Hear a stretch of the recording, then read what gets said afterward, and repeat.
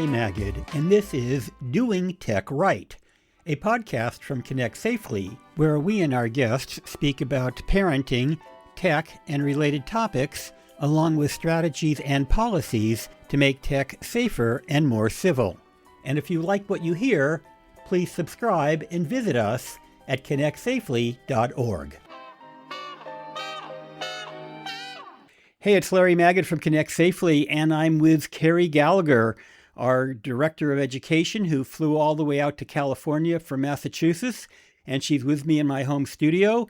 And this is the first time I've had somebody in the studio since before the pandemic. I used to have people here all the time, but for the last few years, it's all been by Zoom. So thanks for reinitiating my studio, making me set up that second mic. It's great to have you here in person. In some ways, the pandemic feels like a million years ago, and in other ways, it feels like just yesterday, both in terms of remembering what happened, but also how much technology has advanced and how many new different skills we need to learn together. In some ways, you're right. Seems like yesterday. In some ways, it seems like a million. It was before A, and we know the word before C. We know what that means, BC, but before A is before artificial intelligence became commonplace. AI has been around since the 50s, but not in everybody's homes and in everybody's minds. But now it's omnipresent in our lives. It is. We can access it while we're in our car, and we can access it on our devices. Our children are accessing it as part of their toys. It really is everywhere. If you go to ConnectSafely.org, you'll see an article I wrote about what it's like talking to AI, usually in my car, sometimes on walks, versus typing on AI. When I type on AI, I always know I'm talking to a machine. I'm not an idiot. I think everybody listening is fully aware that there are not human beings behind AI that are sitting there talking. It's a machine talking. But when I'm actually having a conversation with it, it feels like I'm talking to a person. I know it's not, but it feels like a person. And I say, please, I say, thank you. I argue with it. And I sometimes think about, well, am I crazy? Why am I talking to a machine this way? But it's so seductive. Yeah. Is it seductive, or is it that it was programmed to respond to human communication patterns and it's doing exactly what it was programmed to do? Oh, no, it's doing exactly what it's programmed to do. It's also doing what its masters, well, I hope they're its masters. I hope it's not their masters, but what its creators wanted it to, which is to get you engaged, make you comfortable, make you feel like it's empathetic and caring, even though we all know that it's not. It has no empathy. It doesn't even have knowledge. It has pattern recognition, has the ability to figure out the patterns of words. You think it has knowledge. You ask it a question, it gives you an answer, and it might be right, might be wrong, but it's not because it has some database of information. It other than the entire internet, which quite the database. Quite the database. But anyway, I think about this: how if I, as a grown person, hopefully a mature one, can get lulled into the sense that I'm talking to a person. Again, my brain understands it, but my feelings go a different way. What does that do to a 10-year-old, an 8-year-old, a 13-year-old? What impact does that have on their brains? Yeah, I think that's what's so both exciting and concerning about AI, right? It can allow us to learn things and interact in a way that feels very natural to us. And so we are able to gain information or ideas in a way that's very human, while the thing we are interacting with has the benefit of giving us information from the entire internet, right? But also, and you can trust everything on the internet, right? Right. Absolutely, yeah. Right, and you're transitioning for me, right? But also, the benefit of the entire internet could be used to allow folks who have potentially bad intentions or greedy intentions to use that same power to engage us in the way that you just described, in a way that could be risky or harmful for us. Or sloppy intentions, or no intentions at all. People make mistakes. But it's one thing for me to make a mistake. I make mistakes. I'm a human being, but I have to own my mistakes. And if I'm going to write something, whether it's an article or an email to my friend or a text message, if I say something, it's on me to be accurate. It doesn't matter whether I got the information from somebody else. I have to vet the accuracy. And that's why it is so important. And I've said this a million times, never to act on or share what you learn through AI without going to a primary source to make sure it's true. Yeah, we talk a lot. And our listeners may know, and I know, Larry, you know that I'm an educator too, by profession. We talk a lot about researching and verifying information. Hmm. And our students learn to do that as part of the process where we're teaching them academic research, to take information that they get from one source, verify it from another source, and that when they're writing their academic essays or they're producing some kind of academic video or presentation, that they're sharing information from various sources that corroborate each other. Hmm. We need to practice that when we're using AI. We need to verify or corroborate the information from alternative sources, to make sure before we act on anything that we have the highest quality assurance. Yeah. Sometimes what I'll do is, like, if I'm in a meeting and everybody agrees to allow me to record that meeting, I might take a transcript of that and turn it into, and have AI summarize it and clean up the typos and things. But even then, even though I fed it content, I still vet it, because it can still make mistakes even if you feed it content, because it can elaborate and can make assumptions, despite the fact that it has a transcript that it's working from. And I think that's really what teachers are struggling with right now, and parents too, when they see their children using AI to help them do homework or to help them accomplish certain tasks, is that, do children who don't have the benefit of the experience and the years during which you've developed your skills and honed your knowledge, Mm-hmm. if our children don't have the benefit of that time and that skill level and that experience, do they trust themselves enough to know that they need to vet something, or does the output exceed their own skill level? Yeah. And so it's tempting to just kind of go with the AI output because they're like, hey, that's better than I could do.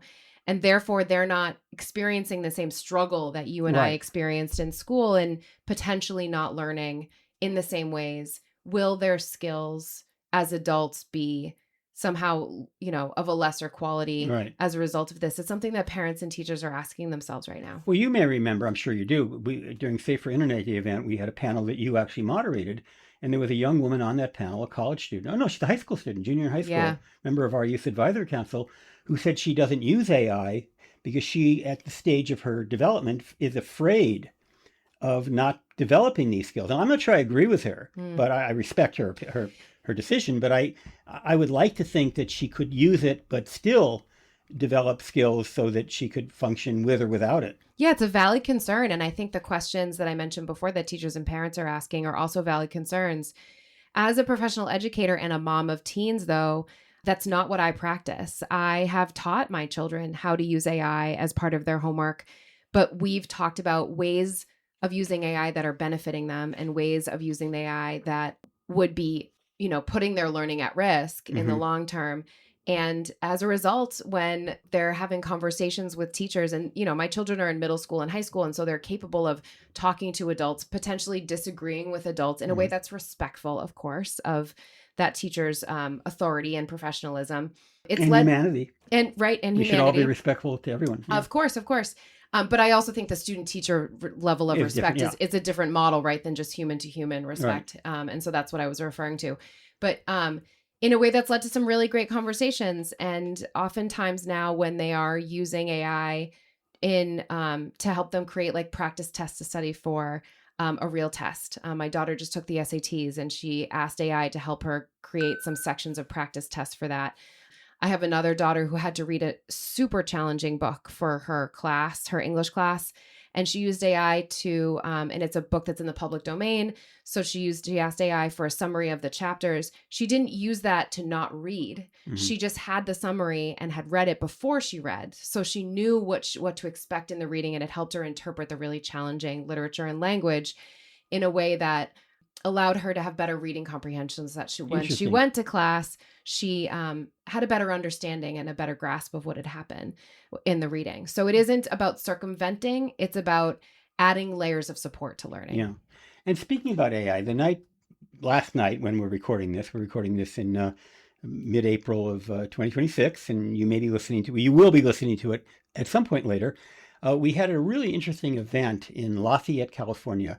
A member of the California Assembly, Rebecca Bauer-Cahan, held a meeting for women and girls. I was actually one of two men in the room. In fact, I was the only man in the audience. The other two men were working. One was a technician. I think he was the audio guy, and there was a videographer. I was the only other male there. And you were on, you were there on the panel and also as they did an exercise. And members of the audience asked questions, some really good questions. They did. It was a wonderful, the energy in the room was really phenomenal. It was really amazing. And I don't know if we can replicate that level of energy, but we can take some of the questions they asked. And in the future, we actually plan to allow our listeners to send questions in as well. But this time we're going to go with some of the questions that came up last night. And let me, again, talking about AI, one of the questions was, how are AI deepfakes specifically impacting young women online? And you obviously work with you work with young men, but you have a young women in your family. So yeah. So what Larry's talking about is that professionally, as I mentioned, I'm an educator, and for the last 11 years, the school where I've worked is a school for boys in grades 6 through 12. And so I work with 11 to 19-year-old boys every day professionally. But as I mentioned in my example of AI use for homework, I have 2 daughters who are teenagers at home. And so I have this sort of rare perspective into what might be similar or different in the experience of young men and young women in this space. And one area of great concern for both young men and young women, but I think for young women in particular, because of just our culture's different regard for the different sexes or the different genders, is the use of AI deepfake tools to nudify images. Right. And actually last night, one of the few other men in the room came up to me right before we started, and he was reading through some of the content that I was going to cover in the activity that I facilitated, and he read that word nudification. Mm-hmm. And he looked at me and he said, "Is that a real word?" Yeah. And I was like, "Yes, it is." And he goes, "It's not made up." And I was like, "Well, at some point somebody made it up, but it's a word that is used in the online safety space. And what it's meant to describe, or how it's defined, is the use of AI tools to take an image in which a person is not unclothed and to make them unclothed." Right. And there are tools that do this. And unfortunately, there are people who choose to use those tools to take images of others without their consent and make them into nude images. Right.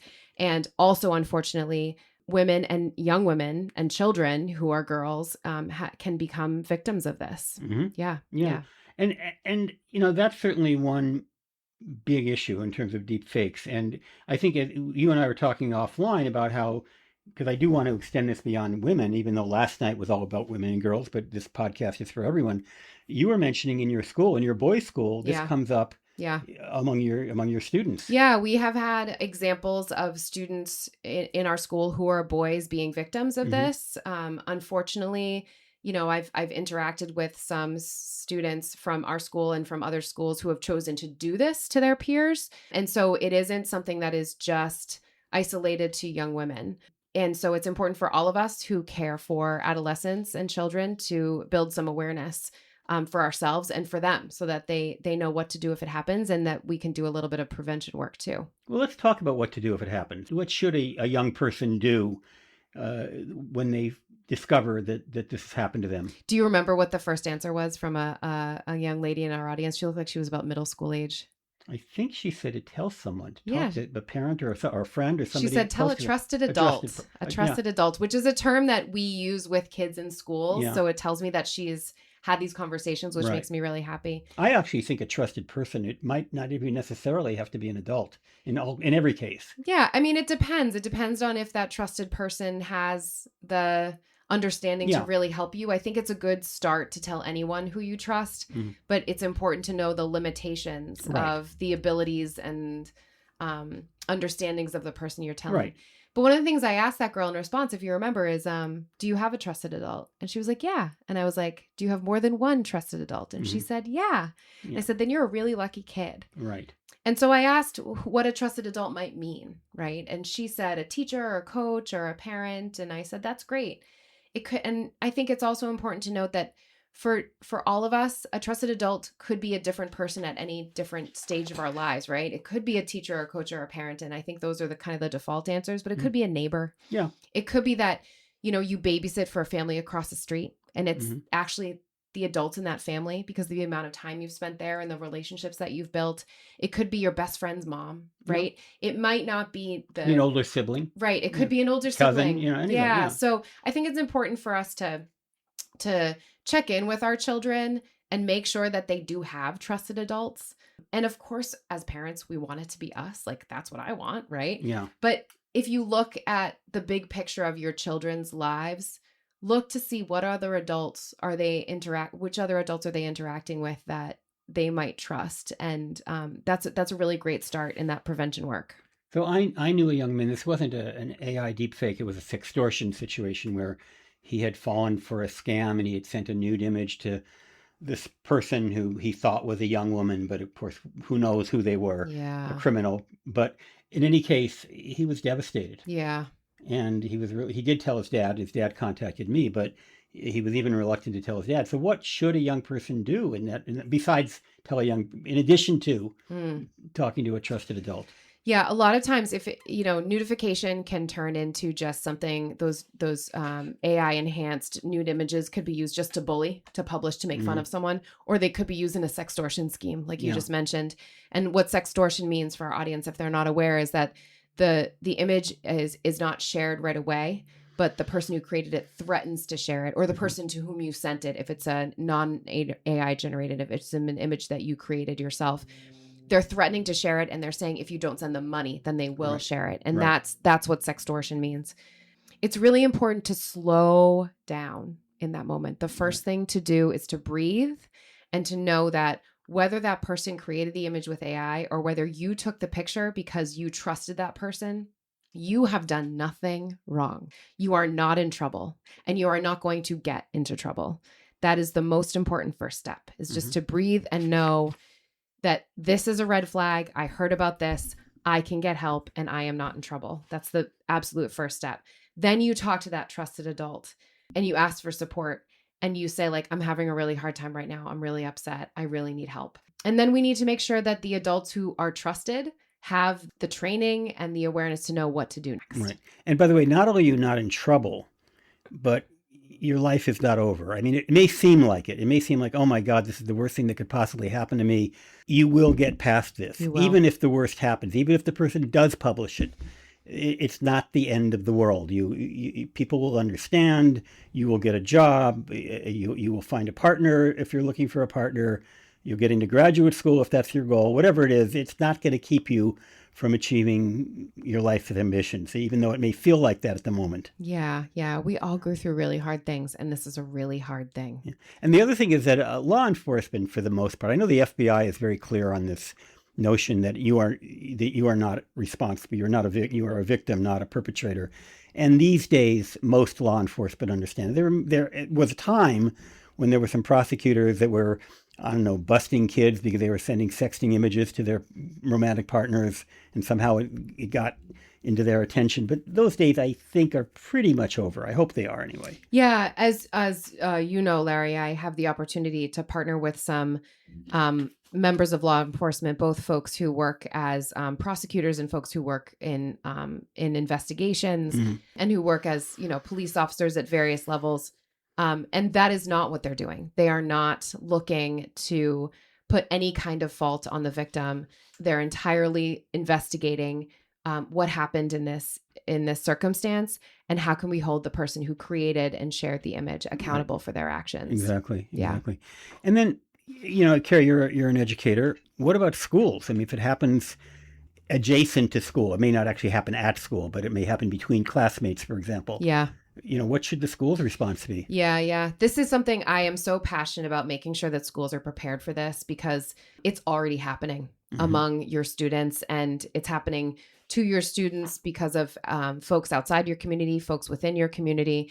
And some students might be actually the folks creating these images themselves, unfortunately. And so it's important for schools to have policies that are ready to go. So first is to make sure that the response is victim-centered. Focus on the victim first, make sure the victim has gotten their support that they need, help them figure out how to tell their parents if they haven't done it yet. You can let them sit in the room. You can sit in the room with them, to help them. You can help frame the circumstance for the parents so the parents know how to be supportive. Some parents are more informed than others on how to handle this.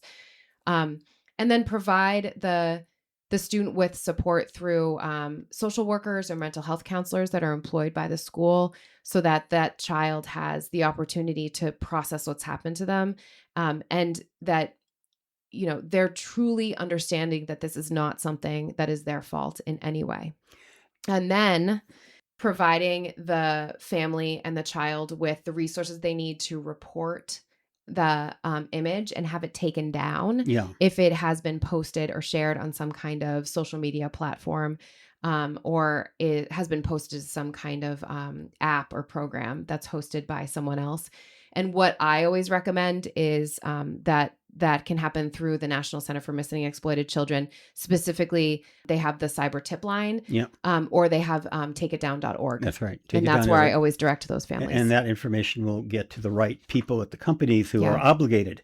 And it'll happen faster because you go through that method. Yeah. And then what about the person, let's say it's a classmate who is the one who who did this. I mean, you've had situations, right, where students, you've had to deal with this. And I mean, they're also children or teenagers. Yeah. They're not criminals, hardened criminals that are off, on the internet. They're classmates. You have some responsibility to them as well. Yeah.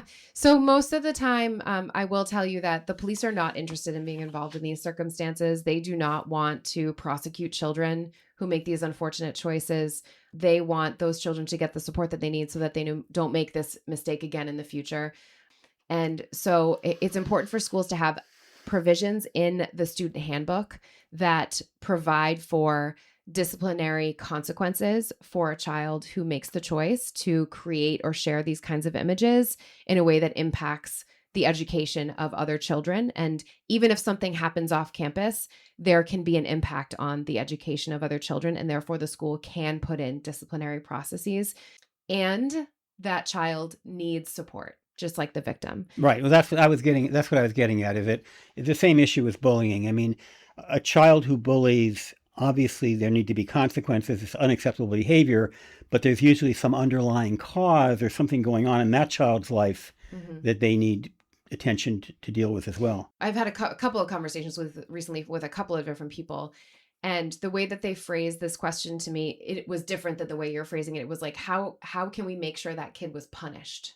Mm-hmm. Or the other way I've heard it is, I don't care why he did it. I care that he knows that he's going to be held accountable. Mm-hmm. And in both cases, there's an assumption behind those questions that can be shifted to better prevent this child from making a decision like that in the future. Yes, I agree that child should be held accountable for their actions, so they get a clear message that accountability will happen if we make decisions like this that harm other people. But also, it does matter why they did it. It matters what motivated them, because if we don't get to the root of why they chose to do this, whether it was to gain power in that relationship, whether it was to gain notoriety or fame, like among their little circle, whether it was to be regarded as funny, they are motivated because they want that power. They want to be regarded as funny. And so how can we help them come up with ways to get to that goal without harming people again in the future? So digging into the reasons or the motivations is a really important step. So it does matter why they did it. And the other way of looking at it, like, how can we make sure they're punished? It's important for, like, parents. Of course, you're emotional and you want to make sure that the child is held accountable if your child is the victim. It's important to note that schools have an obligation to protect the privacy of all of the children, even the ones who make poor choices. Yeah. And so take a look at your school's handbook. Do they have a provision to handle circumstances like this? If they do, and the school calls you and this has happened to your child, take care of your child, support your child. And all what you can do is ask and say, will the handbook be followed with the other child? Right. And they can say yes, and they can say, yep, we have provisions in the handbook. And that's kind of how you know that things are being followed. Another question that came up last night, somebody asked about how both schools and parents can better prepare young people to deal with deepfakes. I think is what they brought up. But I would add other aspects of AI. And one of the things that I think that's very clear is that you have to have these conversations. I mean, these are important conversations. And even though they may be uncomfortable, parents have to have that. And I assume I'm curious how schools would approach that as well. Yeah, there's a lot of different ways to approach it. And some schools are doing a better job than others, just like some parents are doing a better job than others, right? One of the things I tell parents is a great place to have these conversations is when you're sitting on the couch or when you're sitting in the car. So there's all this research, or if you're going for a walk, there's all this research that says it's easier to have hard conversations if you're not having to look someone in the eye. Mm-hmm. And so if you wait until you're like at the dinner table and you're sitting Yeah. across the table from each other and you're like, we have to talk, and it Yeah. sounds really formal, then that can make it super awkward, right? And also, it doesn't hard. have to be a long conversation necessarily. It can be a very short conversation. I think a lot of parents think they have to sort of set aside an hour and have this very serious talk with their kids, and that doesn't even necessarily work. Yeah, no, it doesn't. And I think using the actual terminology in the conversation is really important. And Yeah. it's likely that your child will roll their eyes and be like, oh, Dad, like, why'd you have to say sextortion? Like, or why'd you have to say nudification? Or, why are we talking about this? But that's a normal adolescent response. And it doesn't mean they're not taking you seriously. It just means that they are saying what they're expressing to you is that it's uncomfortable to talk about it. But the fact that you are willing to bring it up and you're willing to be in the discomfort with them is a signal to them that when and if something uncomfortable happens, you've already shown that you're cool with it. Yeah. So they know that they can talk to you about it. One of the things I like to say when I talk to parents or educators or even kids is it's only weird if you make it weird. Yeah. If it's something that you talk about in a way that's quote unquote not a big deal, as you've described, or it's not long, it's not intense, it's just something that you bring up. Maybe there's a news story that comes up, and so that's an opportunity, and you seize on that opportunity to mention it. Oh yeah, remember we talked about that?